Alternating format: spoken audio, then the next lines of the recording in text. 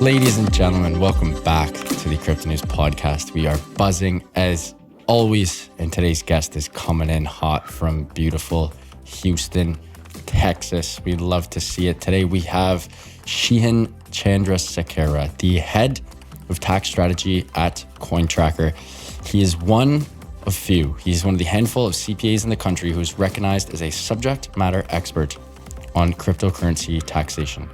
He's currently the head of tax strategy at CoinTracker, a Forbes Crypto Tax Analyst and CPA instructor who has won multiple awards, including the 2020 and 2019 CPA Practice Advisor 40 Under 40 Accounting Professionals, Outstanding Young CPA of the Year, Rising Star of Texas, and among 21 accountants mentioned on Accounting Today who will be helping shape and reshape accounting in 2020 and beyond by Accounting Today. He's done a shit ton of speaking engagements with many organizations, including Google, ever heard of them, Coinbase, Square, Consensus, Coindesk, Lyft, American Bar Association, and a plethora of other state CPA societies. Shehan, pumped to have you on. Welcome to the show, my friend. Yeah, thanks for having me, Matt. It's been a while. We've been trying to get you on for a hot minute. We finally got you on, and it's perfect time too. By the time this episode airs, mid to late Feb, tax season, baby. It's upon us. Tell me, what and why did you were a rising star in just the regular side of the whole tax world, and you decided to jump to crypto? Why jump ship? So I got into crypto around 2017, 2018 time period. I thought it was interesting for me to kind of come into the space from the technical angle that I knew, which was the taxation side of things. Back in the day, this was like 5-6 years ago, there wasn't much guidance around taxes. A lot of people had questions, and some of these software companies were being built at that time. So I thought it was a good time for me to kind of combine my curiosity around technology and the technical abilities that I had, which was taxation, and this was a perfect place for me to be. So it was just a no-brainer at the end of the day. Yeah, it's you had to play the long game in the crypto. I feel still like the crypto is like very early. It's barely 10 years old, so there's a lot more to do in this space. Yeah. And on the crypto accountant side of things, there are literally a handful of you guys, and we need to replicate and duplicate all of you by the millions. It's like, do you not find it a little weird how there's still so few accountants who actually know what they're doing on the crypto taxation side of things? Yeah, I think the accounting industry in general kind of going through this bad period. A lot of people are churning out of the industry to go to private sector because of, again, fundamental issues in the industry, which has nothing to do with crypto. So we have people leaving the industry, and then the existing folks mainly focusing these traditional type of industries like real estate, construction, and those type of things. And at the same time, generally speaking, accountants are not the first one to kind of go into like a new territory and kind of figure things out. And then crypto is one of those new up and coming thing. And so because of those reasons that people are leaving, the existing folks don't necessarily want to test these new things.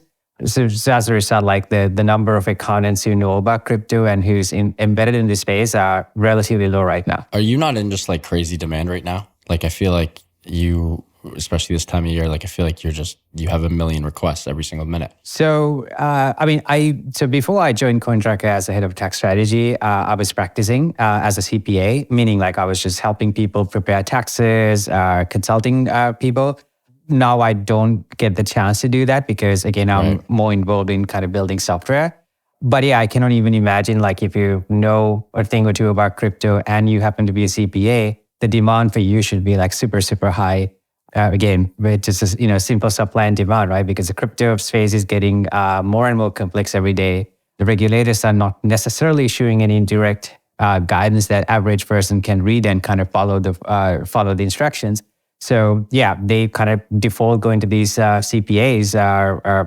Honestly, there's probably maybe less than, maybe 50 or maybe 100 of either CPA firms or accountants who I personally know that are really good at crypto type of work. But there are 150 million returns that's being filed with the IRS every year. So there's a huge discrepancy between the number of people who's filing and the accountants who are familiar with crypto. Well said. Quick little point for the listeners here. Obviously, Shehan is an expert on the US taxation side of things. So for the sake of this pod, we are going to obviously focus in on the US side.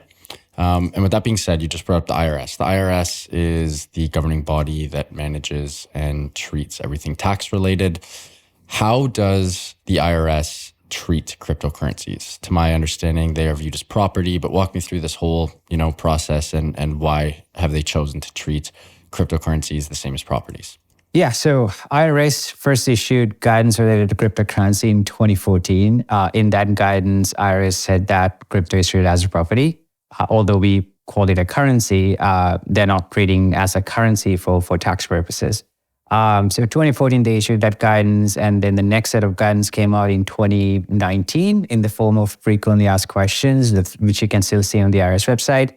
Again, they didn't change the treatment or anything like that. So since 2014, any transaction that you do in crypto, like you kind of have to apply the generic property treatment. In simple terms, like when you buy a crypto, that establishes what's called the cost basis, meaning how much you paid for it. And if you were to sell it at a price above that cost basis, that results in a profit or gain, which you had to pay taxes on. And obviously, if you sell it at a price below that cost basis, that results in a loss, which you can write off in certain cases. So that's at a high level how this property tax treatment works. But it's such a generic treatment for all these cryptocurrencies, which have different characteristics. I mean, you could have NFTs, you could have stable coins, you could have algorithmic stable coins and different things. But in the eyes of the IRS, at least as of today, all those digital assets are treated as property. It's just so complex because, again, you have crypto, and then as a whole, right? You have your very simple using a centralized exchange, buying and selling. Then you have, some staking, which can be done on that centralized exchange.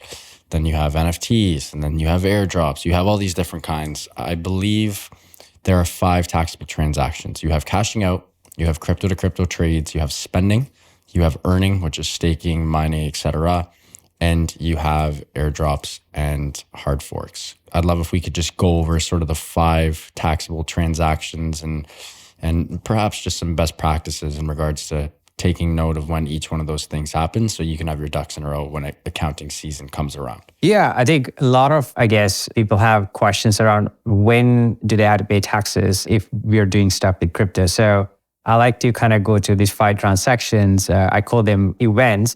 So if you go to any of these events, you could either have a taxable income or in some cases, a write-off, which you can use to reduce your taxable income and increase a refund. So these are the 5 situations. So number 1, cashing out. So cashing out is clearly taxable. Say, for example, you bought a Bitcoin for 10,000, sold it for 50,000. You got to pay capital gain taxes on $40,000 worth of gains. It's the most cleanest and I guess most clearest event. The second one is when you exchange one coin to another. So say you're going from Ethereum to Bitcoin or Bitcoin to something else that we call a crypto to crypto trade, that can also trigger a taxable event which you have to pay taxes on.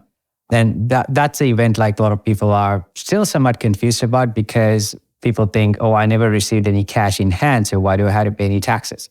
So here's like a good example of that application of the property tax treatment. So for example, at the time you're spending that Bitcoin to get Ethereum, if that Bitcoin has appreciated, you got to pay capital gain taxes on that appreciation. So crypto to crypto trades are taxable. That's the second event. Third is when you spend a cryptocurrency or even an NFT to buy a good or service. It could be, for example, you go into Starbucks and spending a fraction of a Bitcoin to buy a cup of coffee. That triggers a taxable event because there's a difference between how much you paid for that fraction of a Bitcoin and the market value at the time you're spending it to get the cup of coffee. What if it's less? If it is less, that's considered a capital loss, right, which you can use to offset your capital gains. So all the examples that I mentioned, like obviously you can have capital gains and also capital losses as well. The fourth one is when you earn cryptocurrency, that income is subject to your regular income taxes. So there's multiple ways for you to earn cryptocurrencies. It could be through rewards, mining income, staking income, or you could work for an employer who pays you in cryptocurrency. So that triggers a taxable event at the time you receive those coins into your wallet.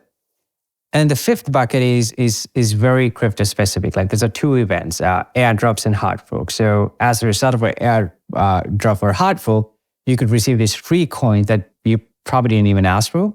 But according to the IRS, if you receive these new coins with certain amount of value, that triggers a taxable event which you had to pay taxes on. So remember those 5 situations. If you went through any of those 5 situations, you could either have a capital gain or a capital loss. And that would also trigger you to file these additional forms with your taxes to be compliant with the IRS guidelines. Crazy, man.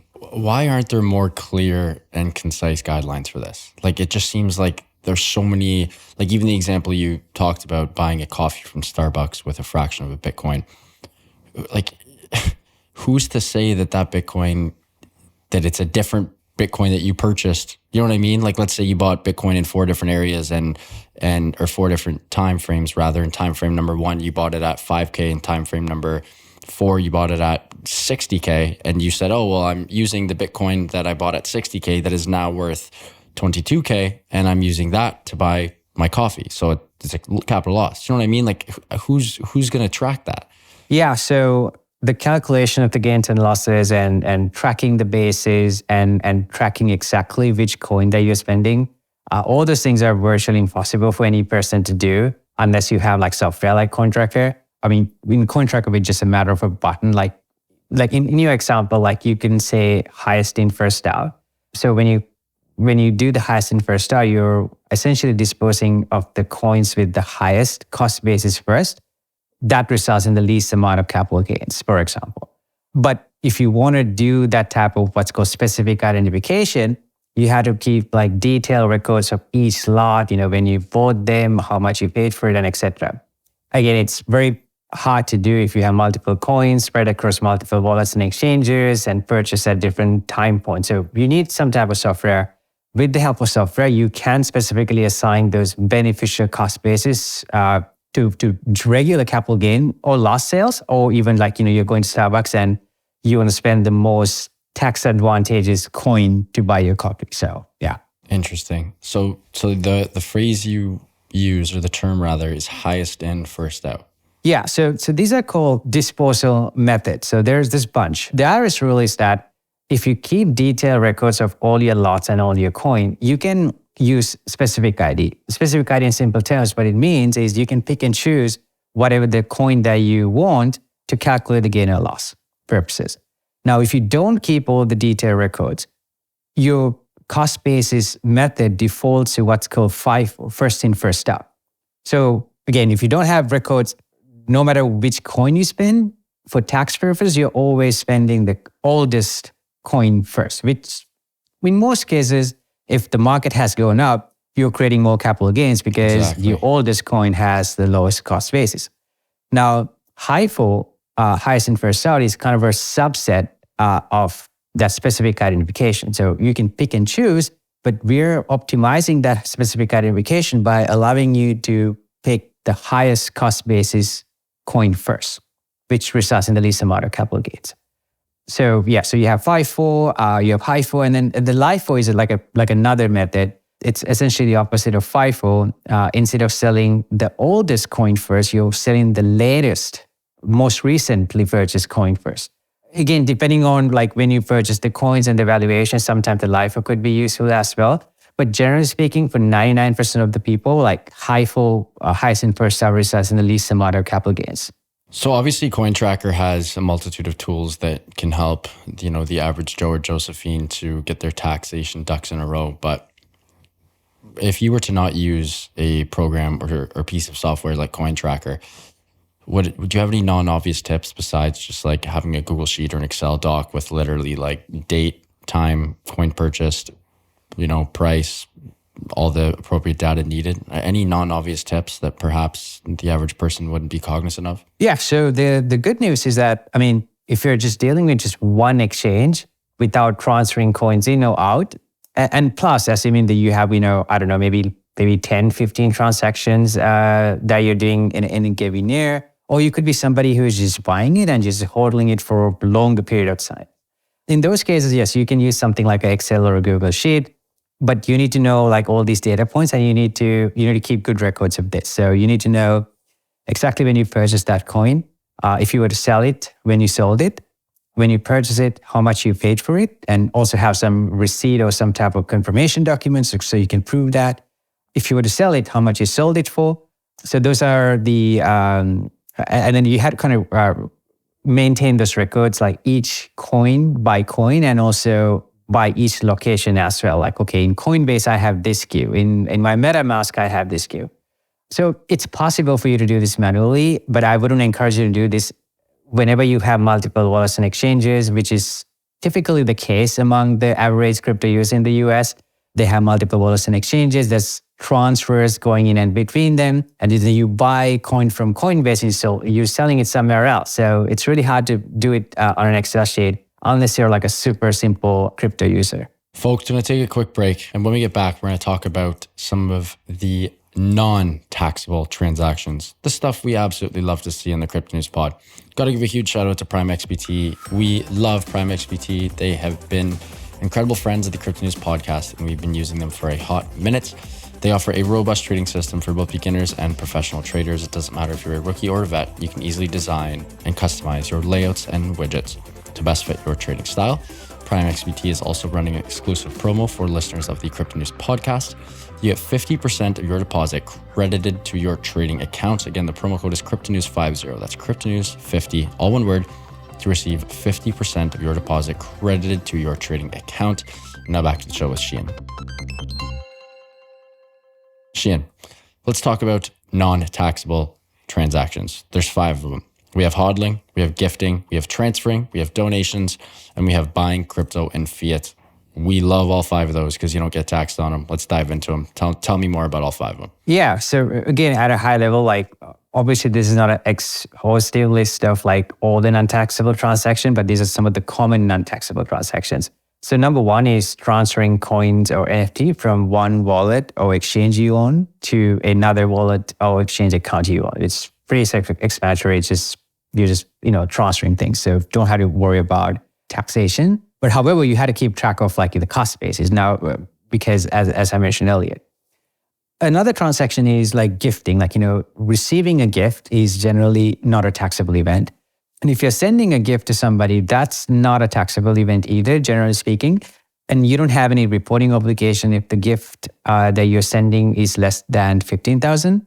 If the gift you're sending is more than $15,000, you had to file this form called Form 709 with the IRS, kind of disclosing information about the gift. But again, it's just an information form that you need to fill out. There's no taxes involved. So yeah, so receiving a gift and sending a gift are generally non-taxable events. Hold up, Shehan, why 15K? Any reason for that, or just that's the magic number? That's the annual exclusion amount that the IRS sets every year. I'm just rounding the numbers up. There's some hundreds there.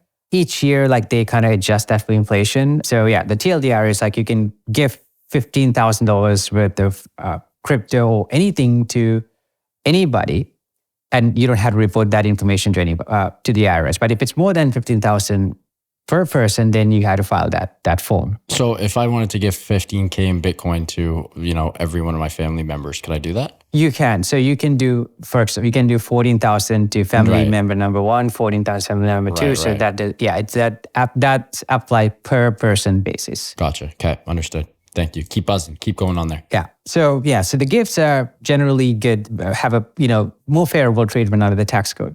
Another situation where there's no taxes involved is when you donate crypto to a qualified charity. That again doesn't involve any taxes. Like say for example, you bought a Bitcoin for 10,000, a few years ago, maybe let's say 1,000, a few years ago, and then you're donating it to a charity, but it's valued at 50,000. So in that case, because you're donating it directly to a charity, you get to skip the capital gain taxes on that $49,000. And you also get a write-off in your taxes as well. So it's a very beneficial thing to do if you want to help out charities using digital assets. So yeah, so those are some of the examples where like you're transacting in crypto, but they don't necessarily result in a taxable event, which you had to file any additional form, except for a gift that's in excess of 15,000. But still, it's really, really important for you to track where your cost basis is going to and going from, and how much you paid for those each coin, because those numbers are important when you later sell those coins at a gain or loss, because you need to calculate your gains and losses as we discussed earlier during our 5 taxable event session. Interesting. So there are a bunch of ways to, I don't want to say, not pay taxes per se, but like there are ways to lessen your tax burden, perhaps is the appropriate term. Yeah, so in the field we call it this, tax planning, right? So we mentioned earlier, like donations. It's a great way for you to not pay that capital gain taxes on the appreciation and also get a write-off. So that's one way. There are other ways you can reduce your taxes. I mean, we briefly spoke about this HIFO method, highest in first out. So obviously that's not going to eliminate your tax bill, but that will significantly reduce your tax bill compared to using something like FIFO. Because under HIFO, you're always selling the coin with the highest cost basis first. So yeah, there are those things that you can do. And then the other thing that a lot of people are doing, especially given the volatility of crypto, is what's called tax loss harvesting. So whenever your positions are in the red, meaning the market value of the coin is below how much you paid for it, what you can do is you can sell it, harvest the loss for tax purposes, and buy back the same coin if you really believe in that coin. And if you were to keep holding it, you're not getting the benefit of that loss. But if you were to sell it, you can harvest that loss, which you can use that harvested loss to offset your crypto gains, your stock gains, and even other incomes like W-2 and etc., depending on your situation. And that's 100% legal, obviously. Yeah, it is 100% legal. I mean, this is a practice that's not only limited to crypto, like we can do it in stocks. Right. There's a difference between stocks and crypto when it comes to these harvesting losses. Now, in the stock world, you had to wait at least 30 days before you buy back the same stock. Right. If you don't wait that 30-day period, your loss will be disallowed, meaning like you're not getting the benefit of that loss. Now, in the crypto world, crypto is not subject to that wash sale rule that I just described, that's stocks is subject to. So you can technically buy back the same coin without waiting that 30-day period. But again, I wouldn't do this like super aggressively to create these artificial losses, because there are other code section of the tax code that disallows this artificial type of transaction that you're merely doing to create the losses. It's called substance over form, because if I'm like, buying something and selling something in the very next second and keep doing it again and again to rack up the losses, those transactions don't have a substance. So therefore, like you could still be disallowed under that rule. So the best practice is, yes, crypto is not subject to that 30-day rule, meaning like you can technically buy it on the very next second, but I would just wait like a reasonable period of time. So that way you can have a meaning to that transaction versus doing a transaction just to kind of create these losses, and you could get into trouble that way. Love that. Well said. Let's get into CoinTracker. Give me a very just sort of quick TLDR, high-level overview of what you and the team are working on at CoinTracker at the moment. Yeah, so CoinTracker, it's a crypto tax software. What it does, it connects with thousands of your wallets or exchanges and reads the blockchain, reads the activity on your wallet, automatically reconciles your gains and losses, and generates the accurate tax forms you need to file with your DIY software like TurboTax, or the forms that you need to submit to your CPA. That's essentially what CoinTracker does. As I mentioned earlier, it's really hard and in most cases virtually impossible for anybody to kind of track this information going from one wallet to another, track the cost basis, and we make that process super easy for you. All you have to do is sign up for a CoinTracker account, connect your wallets and exchanges on a read-only basis. So we don't have the ability to control your funds or anything like that. And then again, once you connect the wallets and exchanges, we generate the tax forms applicable to you. So it really just takes care of all the headache in the crypto taxation part. Yeah, I mean, So just to kind of give a little bit more background, so we've been in the business since 2017. We serve over 1 million users. So yeah, we're super happy to be in this space. When it comes to crypto, I guess a lot of people don't think about some of these tools that's going to alleviate some of these pain in the crypto space. And I think we are that tool, because tax is like a huge pain point for crypto users and even non-crypto users. So anything that we can make to help people do more transactions in the crypto space and get more comfortable in the crypto space, we'd love to do that. And that's one of our missions. That's our main mission as well, like enable anybody in this in the world to use crypto with a peace of mind. And we believe helping them with taxation is one of the ways we can contribute to that cause. Shehan, you're on a roll, by the way. This is Alpha City population. You absolutely love this. We'll finish off with some alpha, but let's talk about some actual forms. which tax form should you really sort of file to report your crypto taxes accurately? You have the 1040, you have the 8949, the Schedule D, and the Schedule 1. I'm Canadian, so these are extremely foreign to me. I've heard all of these many times before, but if you could just sort of walk me through all four of them and which one is appropriate at which given time, that'd be great. Yeah, so the Form 1040, so that's the tax return that everybody files, irrespective of your affiliation with crypto. That's the main tax return. So just know that in that main tax return on the front and center of that form, there's a question about crypto. So it's pretty much asking you, I'm just, summarizing the question. It's pretty much asking like, have you dealt with any crypto? It's just a simple yes and no question. So make sure you answer that question correctly. So that's Form 1040. Now, if you had capital gains or capital losses, you need to file Form 8949 and Schedule D. Again, if you're using a tool like CoinTracker, like we generate those forms to you, but if you're doing it manually, you had to kind of fill this out manually. The other form is Schedule 1. Schedule 1 is typically used to report income that you got from, let's say like staking income, airdrops and hard forks. So that type of income goes in Schedule 1. So the forms are like 1040, just make sure that you answer the question. 8949 and Schedule D, it's like a most frequently used forms because a lot of, these days we find like, a lot of crypto investors, so they have capital gains and capital losses report on those forms. And then Schedule 1 for those other types of income events. And getting those forms on the consumer side of things, very easy. Like, can you do it yourself? Obviously, anything crypto related, I personally would always recommend going through or working with an accountant rather, as this is just so complex. But like, is this easy to fill out and send on your own if you wanted to? Honestly, it depends on your case, right? I mean, if you just had just like one transaction, one or two transactions, I mean, you might be able to do this on your own. If it's anything more than that, I would obviously, depending on how much you know about taxes, you could use a tool like CoinTracker and kind of do on your own research and kind of help. You could use your kind of knowledge to kind of fill out these forms. Now, if you're like an advanced or more complex type of user with, let's say, for example, exposure to these liquidity pools, you did some wrapping, you did some yield farming, you are getting royalties from NFTs. In that case, I would encourage you to use a tool like CoinTracker, and we can connect you with a qualified tax professional inside our platform. So you can get that benefit of the software and also the benefit of the tax professional who can really look into your entire tax profile and advise you on how to take certain positions on certain transactions when we don't have any clear guidance. Shehan, you've been on a roll, man. Any truly, this has been one of the biggest alpha pods we've ever had, and we're 200 in here. Any other bits of alpha that we haven't covered for, again, the average Joe or Josephine, or perhaps even just the absolute crypto veteran who wants to be better in their tax planning, I believe is the appropriate phrase and word that you use. But not and things that we haven't already discussed, like using CoinTracker, like tax loss harvesting. Anything else that you recommend doing just to sort of plan your taxes a little better? I think maybe it's worth summarizing some of these tax planning ideas. So we spoke about the high full FIFO LIFO method. So if you're using a tool like CoinTracker, we default to the high full method, highest in first out. So that's going to naturally reduce your taxes. Donations are great, especially if you have appreciated asset. That helps you kind of skip that capital gain taxes and also get you write-off. Another thing that we didn't discuss earlier is you can use self-directed crypto IRAs. And inside those IRAs, you can invest cryptocurrencies.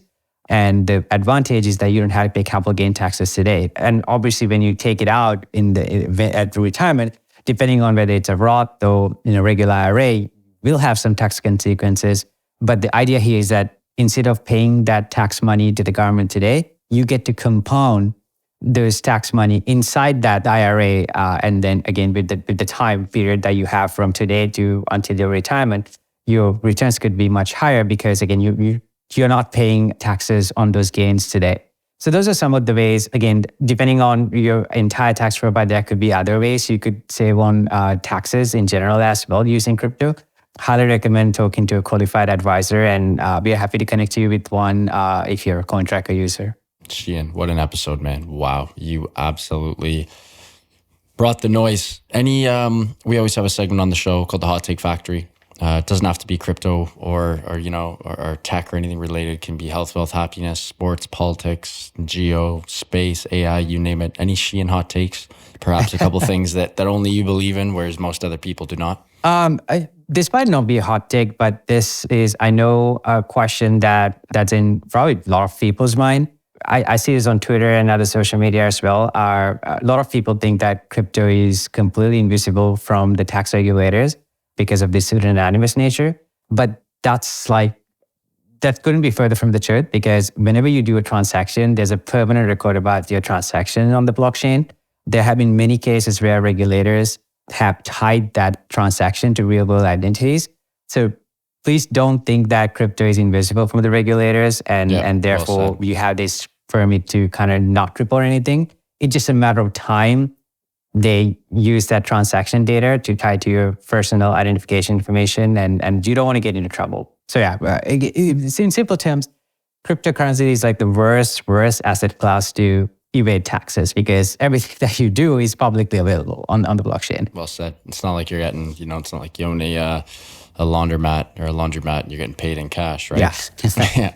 It's all there. It's all available. Shehan, what an episode, man. Like I said, crazy alpha. I really appreciate you coming on. Before you go, can you please let our listeners know where they can find you and CoinTracker online and on socials? Yeah, so the CoinTracker, you can just Google www.cointracker.io. Highly encourage you to set up an account and test it out. I think I'm pretty active on Twitter at the Crypto CPA. That's where I am. Amazing. You will most definitely be on for round 2, my friend. Again, incredible episode. Really appreciate it. Cannot wait for the next one. And until then, thanks again and wishing you all the best. Okay. Thank you, man. See you. Folks, what an episode with Shehan from CoinTracker. This was absolute alpha city population Shehan. He brought so much noise and dropped so much alpha. Tax season is upon us. Get your ducks in a row. Hit up CoinTracker. Listen to this episode. Go follow Shehan on Twitter, and he will help you plan your taxes accordingly. To the listeners, love you guys. Thank you so much for growing and helping this pod. To my team, love you guys. Thank you so much for everything. Eustace, my amazing sound editor. Appreciate you as always, my man. And back to the listeners, love you guys. Keep on growing those bags and keep on staying healthy, wealthy, and happy. Bye for now, and we'll talk soon.